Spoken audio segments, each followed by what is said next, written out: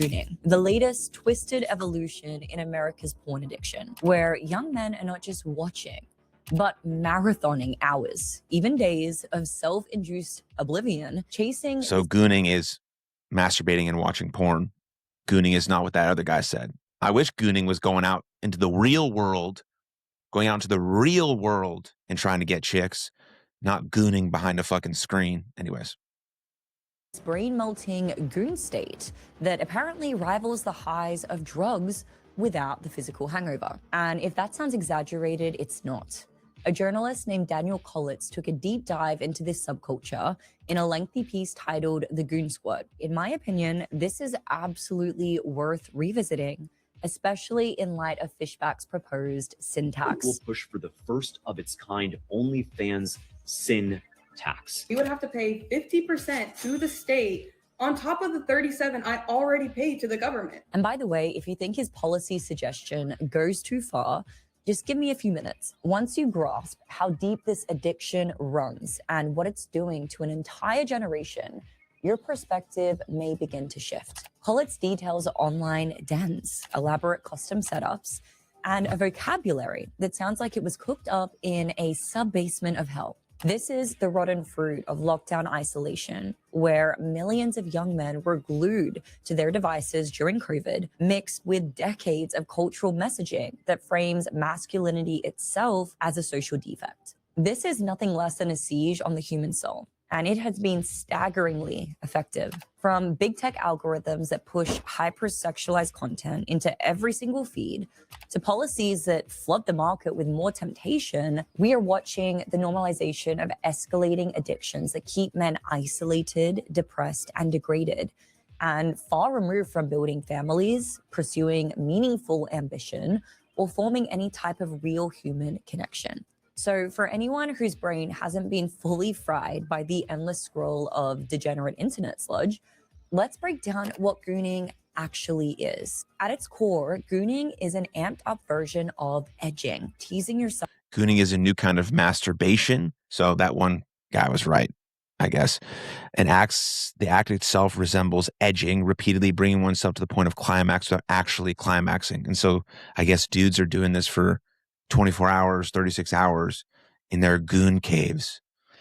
They feel bad, you know? Because when I was younger, it was the vibe to go out and get girls and talk to girls, and which girls were you talking to and how many girls were you talking to? Are you talking to girls? If you weren't talking to girls, you were gay, like all these types of things. Now, the culture has shifted, but now I know young men, straight young men want to go out and have sex with girls, but they feel like they shouldn't because they feel like their masculinity is toxic. They feel like they can get everything behind the screen, and they've been culturally conditioned to think that. And it's not fucking true. Everything good happens in the real world. And we have to convince young men. We have to help young men. We have to encourage them that they can be something greater than they are. That what they're doing right now is not okay. A little tough love, a little love mixed in there as well, a little empathy mixed in there as well, but also some strapping them up with the skills and tools, the ability to get rejected, the ability to work out and eat well and move well and dress well and hygiene, right? The ability to communicate and articulate. These things are skills that create competence, that create excellence, that drive them towards, being able to have sex with women. And once you have sex with a woman once, in real time, in real life, you don't want to go back to that fake bullshit behind a screen because you realize how much better it is. And that's what we need to get to. All young men's problems would go away if they feel like they could get a good job and have a girlfriend and buy a house. It would all go away. And we have to be able to express to them and show them that that is possible, that is real, that is tangible, not this fucking goon cave stuff, which is really sad, but let's get into it a little bit more. To the brink of climax over and over again without actually crossing the finish line. But these gooners take it to extremes, turning it into a marathon, a ritual of masturbation that can last for hours or even days, all in a pursuit of this elusive goon state. Collitz describes this as a kind of ego-dissolving trance, a euphoric haze, where the mind goes blissfully blank, kind of like hitting a runner's high or a twisted form of meditation. But it's not about quick relief. It's about surrendering to overstimulation, often fueled by hyper-edited porn clips synced to pounding music, shared in real time with anonymous buddies in these online goon dens. Picture a guy holed up in his goon cave, a dimly lit room. Oh, that fucking clip gets me every time. Rigged with multiple screens, toys, and maybe even a shrine to his favorite performers. Oh, hell no, man. What the fuck? Lost in a loop of arousal that's just as much psychological warfare as it is physical. Collins nails it when he calls it the dream of endless masturbation, but it's less of a dream and more of a nightmare dressed up as escape. Collins's piece pulls no punches in exposing the underbelly of this world, infiltrating Discord servers like Goonverse, which boasts of over 50,000 members, and surveying more than 100 Gooners to paint a picture of profound isolation and self-degradation. These aren't just casual viewers, okay? They're mostly young men, Gen Z and millennials, who've graduated from the free corn floodgates of sites like Pornhub to something far more immersive and soul-crushing. Many describe themselves as pornosexuals, meaning they have actually sworn off real relationships entirely, opting for the safety of screens over the This can't be real. Pornosexuality, learned or innate. Imagine a world where your only sex partner is you, pornosexual. One whose sexual orientation is directed to porn. We can't be doing this shit. That's not fucking real. This is the downfall. This is the destruction. Like, we have to stop this in its tracks. We have to encourage men to be better. But we can't just tell them to be better and keep saying it's on you, it's your fault, it's you, it's your fault, you got to do it yourself. We have to help them as a society, lift them up. If any other group in the world was struggling as much as young men are, there'd be systems and groups and money and fundraisers and all these types of things to uplift them, because there should be, they're struggling. But for some reason, it never happens with men, or specifically straight white men. We're like, oh, they're fine. They'll figure it. They're not figuring it out. They're fucking struggling. And men right now are dying by suicide 4 times the rate of women. It's an absolute fucking heartbreak, shame that anyone ever has to die by suicide. I lost my sister to suicide in 2018, but men are killing themselves at a faster rate, and we have to do something about it. And this has a lot to do with it. And we can't keep ignoring the problem, thinking that'll just magically fix itself because men just need to pull themselves up by their bootstraps. It's not working. Something else has to happen. Fuck. Of real human connection. In their mind, why risk STDs and rejection or emotional baggage when you can curate your perfect fantasy? Guys like Spishak, a 30-something from LA, have built elaborate 27 screen setups in their goon caves, admitting they prefer Korn's honesty to actual sex. These stories scream loneliness, men retreating from society, from fatherhood, from purpose, into these digital black holes where real ambition goes to die. And then there's humiliation baked right in, which Collins highlights as the subculture's dark engine. Gooners don't just chase pleasure, okay? They revel in self-abasement with slogans like ruin your mind or kill yourself, not literally, but spiritually. Subgroups embrace cringe gooning, where participants degrade themselves through themes of inadequacy, cuckolding, or even racial fetishes. Loser. Goon your life away, moron. It's all laced with performative masochism, humiliation corn that reminds viewers that they're pathetic, alone, and unworthy. What ties it all together, in Collins's view, is the notion of spiritual suicide, a deliberate erasure of the self through endless overstimulation. It's an ego death without the enlightenment, a surrender to algorithms and platforms that are designed by big, such as ALO, Pornhub's parent company, to maximize engagement and profits. Collins even briefly tried it himself as a part of his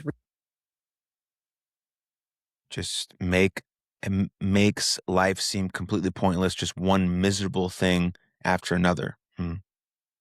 research, but apparently bailed out after immediately feeling only despair. without tackling the tech overlords and societal rot feeding this beast, Gooning could literally just be the start, a gateway to even darker frontiers where a generation of men checks out for good, leaving behind empty shells in a nation that's desperate for strong families and real leaders. Throughout this video, I've talked about how porn trains the brain into rigid dopamine loops, and depression often looks similar. Fixed thought patterns, emotional numbness, and an inability to break out of the same mental ruts. That's why this video is sponsored by Atai Beckley, a biotech company that trades on the NASDAQ under Atai. They're researching new approaches to depression, especially for people who do not respond to standard antidepressants. Atai Beckley, Holy shit, that's a while long. the community collets immerse himself more about Atai Beckley and their research, you can visit ir.ataibeckley.com. But while the community Also, I've done my podcast called Something for Everybody. It's on all major podcast platforms.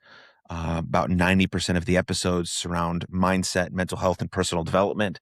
And recently, I've taken a deep dive into depression, what it is and what it isn't. I've taken a deep dive into bipolar disorder, and I've taken a deep dive into seasonal depression. Basically did, 3 very intense podcast episodes about those 3 things specifically. So if you are dealing with sort of any mental health issues or struggles, or want to build a toolkit or get proactive about your mental health, my podcast might be sort of the starting resource for you. So let me know. You can text me at the number 201-534-3681. Say you came from this stream, and I'll directly link you to any of those mental health episodes that I have on my podcast. So could be a good resource for you. Now let's continue. Collets immersed himself in is still very much underground. The content that they're consuming is all available at a push of a button, and the people providing it can't keep from bragging about it. Just look at Pornhub's 2025 year in review stats released last month. What were once fringe fetishes confined to isolated parts of the web are now blasting into the mainstream, racking up billions of views and searches. And it's not just more corn, it is weirder, more deviant stuff getting normalized at warp speed, feeding right into the isolation and degradation that Collett spotlights. Take the LGBTQ explosion for starters. Lesbian shot to number 1 in the global categories, up 3 spots from 2024, while transgender rocketed to second place with a whopping 58% growth spike. Searches for femboy crashed into the top 10, jumping 15 spots overall, and a jaw-dropping 292% in the US alone. This isn't organic curiosity. It's algorithms and platforms shoving it front and center, rewiring young guys' brains to chase ever-escalating highs. Remember, these same dudes are— I mean, it's pretty self-explanatory, right? If you watch porn pretty much all day, every day, the sort of casual, vanilla, normal porn that you watch is not going to be enough to quote unquote stimulate you. So you're going to need something else and something else and something else and something else and something else and something else and something else. It's the same thing that happens with audience capture online, right? One time a content creator is producing all this type of content. He's got many different ideas and interests, and then one type of video blows up, and that's what his audience wants to see, and he gets captured by that, and he has to keep going to the extreme. And you can see that with Myron Gaines online. He's basically a fucking idiot, but he's kind of pushed himself into this "I hate Jews" narrative. Excuse me. And so everything he has to do has to be about Jews, and he has to make it more and more and more and more and more extreme. I relate it to kind of like the girl who goes on OnlyFans because, she's posting some bikini pics on her Instagram. And so she's like, oh, I can make some money. I'll just do the same thing on Instagram. And then 2 years later, she's, taking 50 dudes in the back door, because you have to keep getting more and more extreme to keep the attention. And it's the same thing when you watch porn. You have to keep getting more and more extreme to keep your sort of same arousal levels or dopamine spikes that you get from watching the thing. So if you're watching it in your goon caves all the time, gooning, of course, you're going to have to watch different stuff, weirder stuff, fringier stuff. And, that's just how it goes. And it's sort of the dark reality, as the title of this video. It's the dark reality of what's happening to a lot of young men who, have no purpose, no direction, no meaning in life to build. And that's what we have to get them towards. We have to help them see their purpose and their vision and their light and the future they can have, and the fathers and the husbands and the leaders and the business people that they can become through bettering themselves, which they're getting the sort of the opposite cultural message right now, especially if they're, chronically online. holed up in their goon caves, edging to hyper-edited clips that blur the lines between straight bi and whatever comes next. Pornhub even crowed about diverse desires as the top trend, but let's call it what it is. It's a push to make gay and trans content the new normal, eroding the nuclear family one view at a time. And then there's the creep toward taboo territories like incest and age gap fetishes, which are sneaking into the charts under innocent labels. MILF held strong at third for categories and second for searches, with spikes in Hot MILF up 77%, Cougar up 83, and GILF 129. Stuff that's basically role-playing family dynamics or preying on the elderly. Cheating themes blew up too. Cheating wife at 61%, cuckold at 73%, hot wife at 101% growth, often laced with humiliation that mirrors the self-debasement Collins describes in his Goon sessions. And the creep of this creepiness is that it's constantly expanding into new genres. Globally, fastest growing categories include podcast, which is up 327%, gaming up 283, which blends corn with everyday hobbies to make it inescapable. Female Twitch streamer is now almost synonymous with corn star. I need it, Chad. I need it. I want it. I need it. I need it. I need it. And if you are hoping that there might be some type of top-down government solution for this civilization-ending crisis, I'm sorry to disappoint you, but could we at least ask our leaders to stop making the problem worse? I'm gonna come. As we just learned a few weeks ago, the US government has apparently... I mean, yeah, if you go on Twitch for any amount of time, which I'm currently on, streaming on that service now, you'll see somebody doing something sexualized while just sitting there, standing there. It's like everything is sexualized all the time. Like it's just kind of the sexual revolution went way too far. Feminism went way too far. And it produced very catastrophic results that we're seeing in the modern world right now. But I think pendulums always swing very far, and then eventually they sort of get their way back into the center. And hopefully that's where we can be at some point. Because I think most people, that's where they live. But we have to talk about the things in the extreme to hopefully help those people, because those people need our help. And that's why we're talking about it, especially the young men. Been approving work visas for OnlyFans creators, which is a fancy term for internet prostitute, and other social media influencers in record numbers since the year 2020. These visas, known as O1s, are meant to be for extraordinary talent in things like art, sciences, or business. They were actually cooked up back in the 90s after Richard Nixon tried to deport John Lennon and Yoko Ono. And they're now meant to help elite creative talent and groundbreaking inventors get a fast track to work in America. Fast forward to post-COVID, and suddenly O1s are being doled out like candy to foreign influencers and sex workers who flash follower accounts and subscription bucks as proof of their artistic merit. Guys, we're talking about a 162% spike in issuances from 2021 to 22. Leveling out at about 20,000 per year, small potatoes compared to H1Bs, but enough to flood the market with more explicit content creators calling Florida or New York home. Brand deals count as starring in productions, event appearances as critical acclaim. This is government malpractice at its finest. Instead of cracking down on the corn epidemic that's isolating our young men and eroding family values, Uncle Sam is importing more suppliers. It's kind of like fighting the opioid crisis by greenlighting more fentanyl labs, boosting the platform's visibility, credibility, and allure, all while raking in tax revenue from these high earners who pump cash into the economy without the hassle of traditional borders or even morals. Wait, there's a referral program through it? No. This visa bonanza is hooking American-born girls. I mean, I agree with her. This is very good information. I agree with her that it's bad and it needs to stop. I didn't even know that was happening. So it's good information. Very good video so far. Two, normalizing OnlyFans as a legitimate career path for anybody who has a smartphone and zero shame. Do you collab with guys though? Yeah, of course. Wait, so then how are you virgin? Because it's for work. I'm filming. It's kind of like a tax write-off. You know what I mean? Okay, yeah. Yeah. It doesn't count. It doesn't count. The corn machine is a beast. I mean, one of the major problems is the fact that OnlyFans is now seen as a good a celebrated job because you can make a lot of money and it's easy and you have sexual freedom and you have financial freedom and you have time freedom. It's like, and it's celebrated by people in our society, and it should not be. It should not be. And then it's the claim is like, well, I need to make money. The economy is really bad. People are making it. People are making ends meet without, putting their butthole on the internet and having 50 dudes go in their back door. Like, people are doing it. So why can't you? And then people claim to be religious and Christian because of it. We watched that in the previous video, but they're still going on OnlyFans. Then women are claiming they're traditional, but still on OnlyFans. It's like everything is misconstrued and hypocritical and not in the direction of a flourishing society. And I know we can get better, and I know it's going to sort of correct itself and things are going to get back, maybe not get back, but improve, let's say. But right now it's tough. And that career path should not be celebrated as one that we should encourage young girls to do. Like, man, when you turn 18, you should do that shit. Fuck no. That's terrible advice and bad for the soul of a young woman.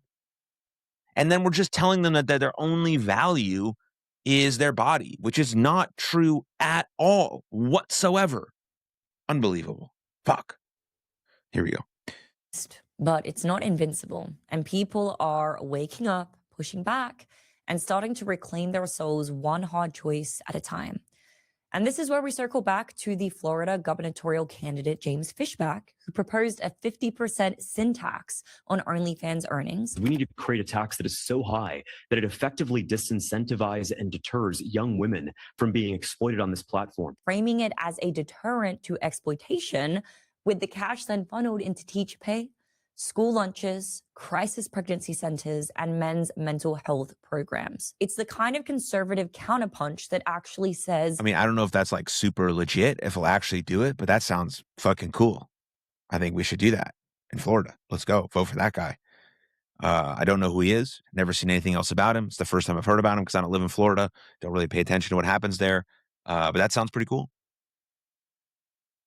enough. We're not going to let this rot define our state or our kids. Get the hell out of our state. I hope you get bankrupt. Don't you dare come to my state and try to exploit and abuse young women. Critics may call it overreach, but in a world where our platforms profit off of spiritual suicide, taxing the poison to fund the antidote is exactly the kind of moral clarity that we need more of.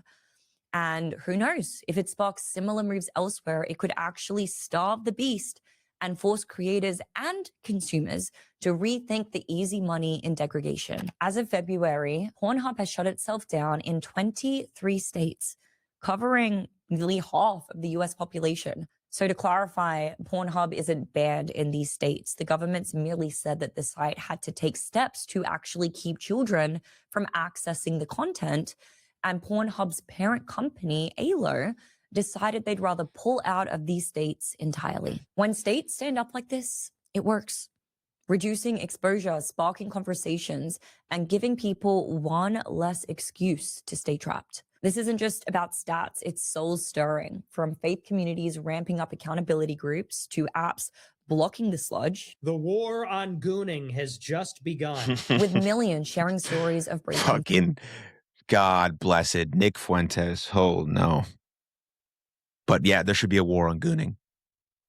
And there should be a war on gooning, and there should be a very concerted effort to uplift and encourage and bring out the best in young men. We got to get away from this toxic shit. We got to teach them what real, healthy, honest masculinity is. It's about being the warrior poet, right? Someone who can provide, protect, is excellent, is competent, can articulate, but also someone who's a bit of a poet as well, can express, can show beauty, can say love, can feel love.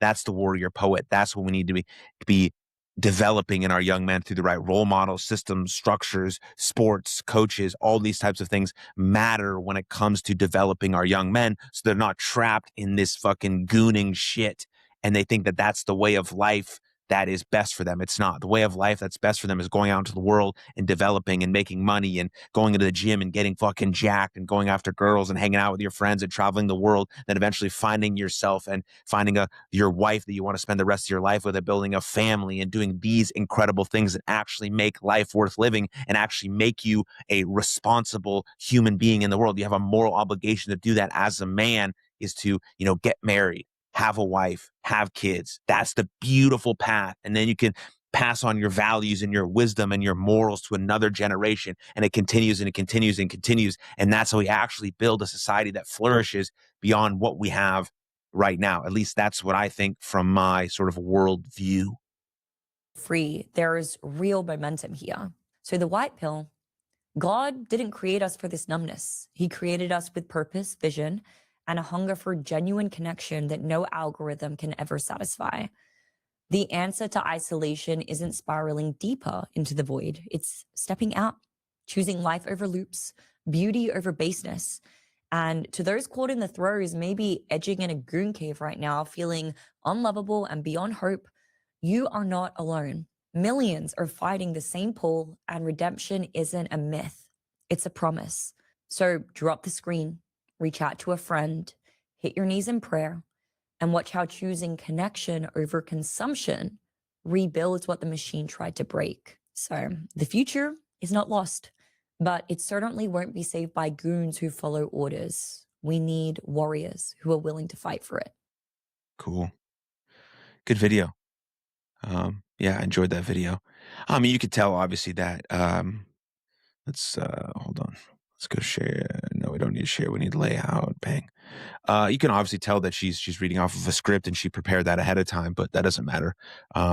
She obviously researched for it, thought about it, carefully constructed the way she wanted to represent her views and her values. And I thought that was a really, really good video.